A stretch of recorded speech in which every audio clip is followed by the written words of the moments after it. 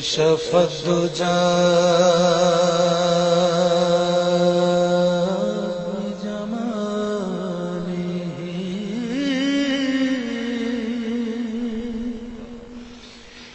حسنت جمیع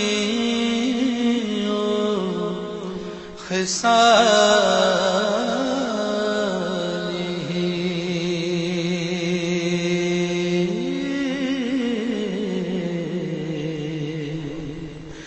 صلوا علیہ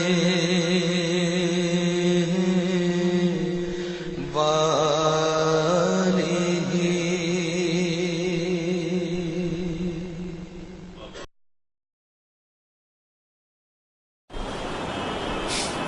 ملامت بھی نہیں کر، یہ تم نے کیا کیا، تم کو ایسا نہیں کرنا چاہیے تھا. کوئی بھائی اپنے بھائی کے ساتھ ایسا سلوک کرتا ہے جو تم لوگوں نے کیا، یہ سب بھی کچھ نہیں. بس یاد دلا دیا یہ کہہ کر کے ما فعلتم بیوسف واخیہ. تمہیں یاد ہے کہ تم نے کیا سلوک کیا تھا یوسف اور اس کے بھائی کے ساتھ، صرف یاد دلایا بس. لیکن وہ یہ سن کر کے ان کا چہرہ اتر گیا، رنگ اڑ گیا چہرے کا، اور وہ شرمندگی محسوس کرنے لگے اندر ہی اندر. فوراً آپ نے وہ شرمندگی بھی یہ کہہ کے دور فرما دی، اذ انتم جاہدون، جبکہ تم نادان تھے. اب کہاں ہوشیار ہو گئے. لیکن یہ ان کے اخلاق کریمانہ ہیں جنہیں نبوت عطا کی جاتی ہے. جو نہیں سمجھتے وہ تو بس اسی کی دھن پر ہے کہ بس ہمارے جیسے. ہمیں تمہارے جیسوں کی کمی کیا تھی اس دنیا میں کہ ایک کا اور اضافہ کر دیا گیا. بہت ہے تمہارے جیسے. وہ ظاہر میں بھی تمہارے جیسے نہیں، باطن میں تو کیا، ظاہر میں بھی تم سے جدا.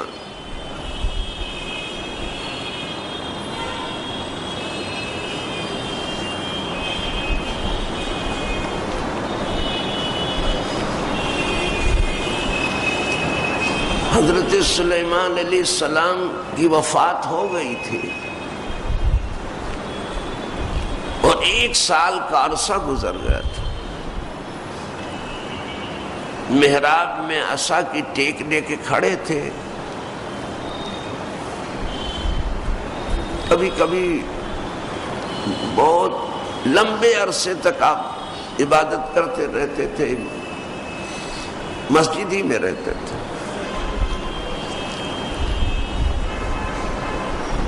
تو اسی حال میں موت آ گئی اور عصا کے اوپر آپ کھڑے تھے تو کھڑے رہ گئے. کوئی کھڑا رہ سکتا ہے؟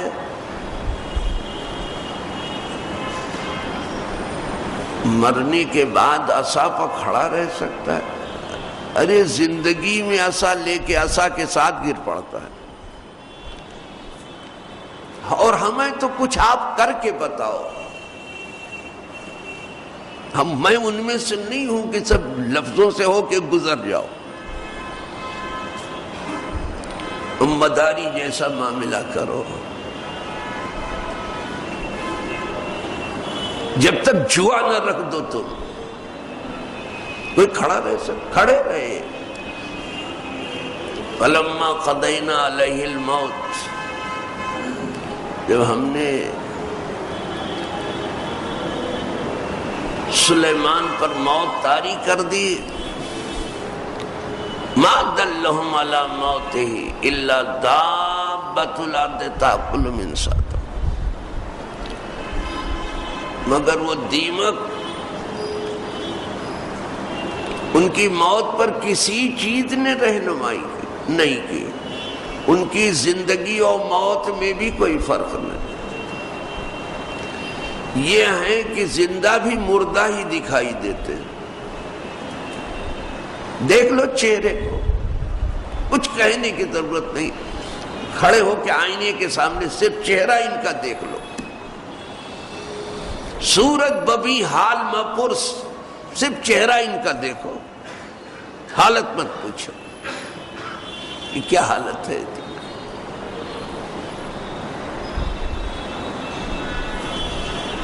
اور کچھ نہیں کہہ رہا ہوں۔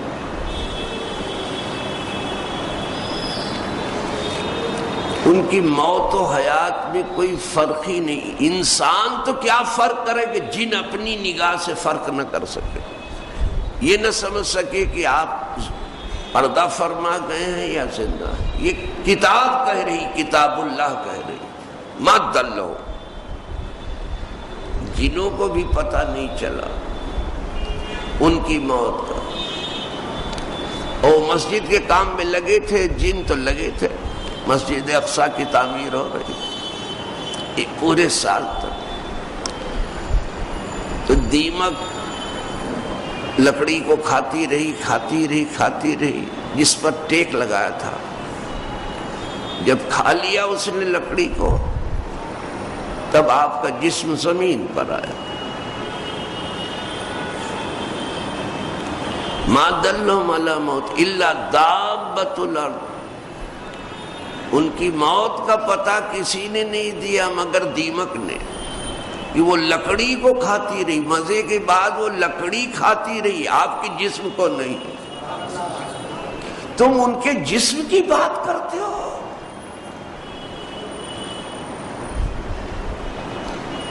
تو لکڑی کھا رہی تھی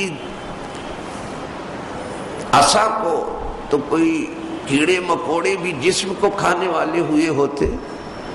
یہ قدرت کو باہر، زمین کے باہر دکھانا تھا، قبر کے اندر تو تم دیکھ نہیں پا رہے ہو نا، کتاب نے اسی لیے باہر دکھایا، لیکن تمہاری آنکھیں اس سے بھی اندھی ہیں۔ قبر کے اندر تم کیا دیکھو گے؟ کتاب تو تمہیں باہر دکھا رہی ہے کہ جیسے لکڑی کو دیمک نے کھایا، جسم کو بھی کیڑے مکوڑوں کو کھانا چاہیے اور بو آنی چاہیے۔ کچھ نہیں، کیا سمجھو گے کہ وہ کیا ہے، کس طرح سے قدرت نے ان کا انتخاب کیا ہے،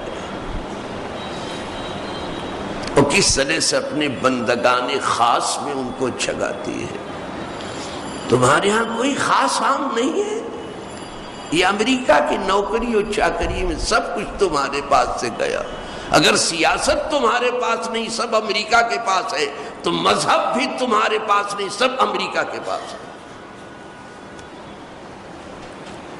اگر تمہیں وہ سیاست نہیں کرنے دیتا ہے، اپنی چلاتا رہتا ہے، تو تمہیں مذہبی آزادی بھی نہیں، وہ اپنی چلا رہا ہے۔ اور ذرا سے کوئی ادھر ادھر ہو تو پھر وہی حال کرتا ہے جو اسامہ کا کیا۔ پہلے گاڑی چھنتی تھی، تم کیا بات کرتے ہو؟ رہ گئے ہو بات کرنے کے لائق؟ کتاب کو مت دیکھو، زمین پر جو ہو رہا ہے اس کو دیکھو کہ تم پہنچے کہاں ہو۔ ابھی بھی تمہارے بولنے کی جگہ رہ گئی، لیکن اصل میں بولنے والے ہیں کہاں؟ روایتی انداز ہے ان کے بولنے کا، درایت کہیں کچھ ہے ہی نہیں ہے، اس لیے تم تھوڑا سا بول لیتے ہو۔ وہ کتابیں کھول کھول کے دکھا رہے، ارے زمین پر کیوں نہیں چلتے پھرتے، ان کو دکھاتے آپ۔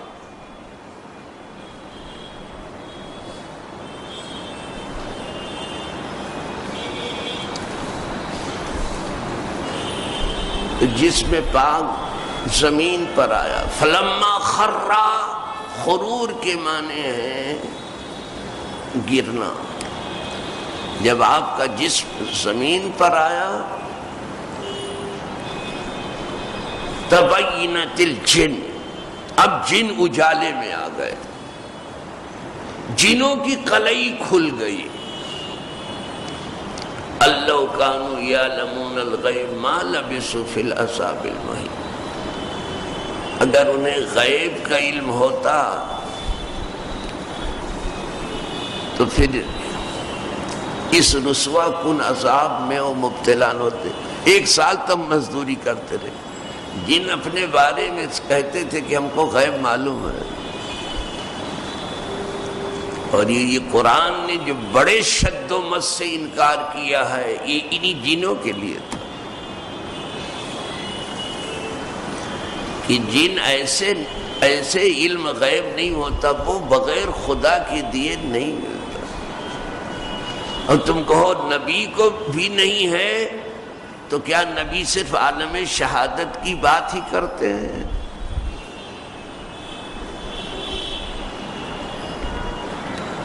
اور عالم شہادت کی کون سی بات ڈھکی چھپی ہے؟ آج تو حالت یہ ہو گئی ایک پکتا کہیں بھی کھڑکے تو پورے ورلڈ میں ہو جاتا ہے۔ تو عالم شہادت کی بات نشر کرنے آئے تھے، وہ تو کتاب ہی کہتے کہ تلک من انباء الغیب، یہ سب غیب کی خبریں ہیں۔ غیب کی خبر ہو اور خبر دینے والا غیب نہ جانے، تعجب کی بات۔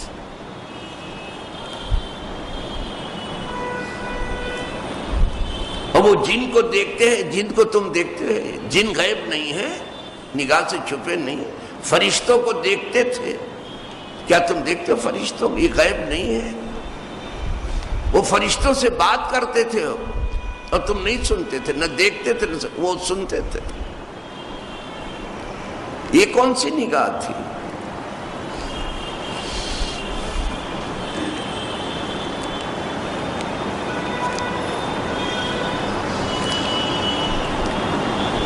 ہاں یہ کہو کہ یہ سب خدا کے دیے سے ہے، جو کچھ بھی ان کا ہے سب خدا ہی کا ہے، اور وہ بھی خدا ہی کے ہیں۔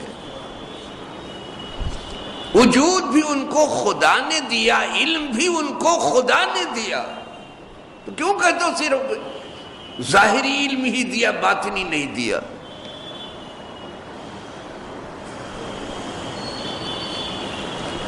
صرف عالم شہادت ہی کی بات نشر کرتے رہے، عالم غیب، وہ عالم غیب ہی کی نبی ہی وہ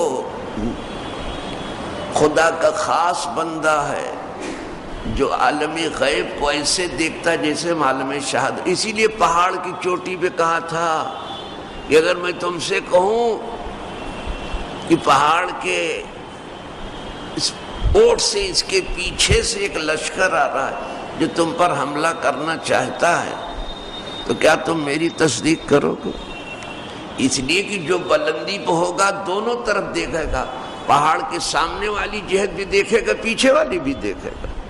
تو نبی کے علم کی سطح بہت بلند ہے، اس سطح بلند پر نبی کھڑا ہوتا ہے جہاں سے عالم شہادت کو بھی دیکھتا ہے، عالم غیب کو۔